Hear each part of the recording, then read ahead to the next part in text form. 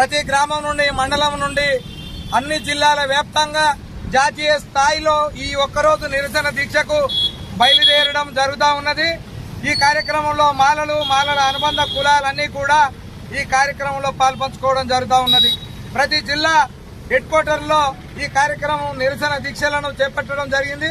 అందులో జాతీయ కమిటీ పిలుపు మేరకు ఈ రోజు జిల్లా కమిటీలో ఈ నిరసన దీక్షలను చేయడానికి అన్ని గ్రామాలు మండలాల నుంచి బయలుదేరినటువంటి మాల సైనికులందరూ కూడా ఈ కార్యక్రమాన్ని విజయవంతం చేయడానికి బయలుదేరడం జరిగింది. ఈ కార్యక్రమంలో పాల్పంచుకొని వస్తున్న ప్రతి ఒక్కరికి పేరు పేరున ప్రత్యేక జైభీములు తెలియజేసుకుంటా ఉన్నాం. మరి ఎస్సీ ఎస్టీ బీసీ మైనార్టీలందరూ కూడా కలిసి ఉండాలన్నటువంటి నిర్ణయంతో మేమంతా కూడా ఈ కార్యక్రమానికి వెళ్లడం జరుగుతూ ఉన్నది.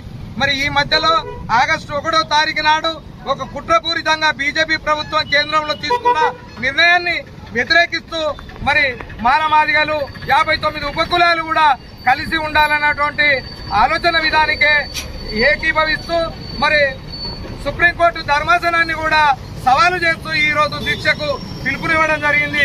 అందులో భాగంగానే అన్ని గ్రామాల నుంచి పెద్ద ఎత్తున మాలలు కదిలి ఈ కార్యక్రమాన్ని విజయవంతం చేయడానికి ఈ రోజు ఉస్మానాబాద్ నియోజకవర్గ హెడ్ క్వార్టర్లో అంబేద్కర్ గారి సాక్షిగా మరి ఈ కార్యక్రమంలో అందరం కలిసే ఉండాలనే నినాదంతోనే మేము బయలుదేరుతున్నామని చెప్పి బయలుదేరడం జరుగుతుంది.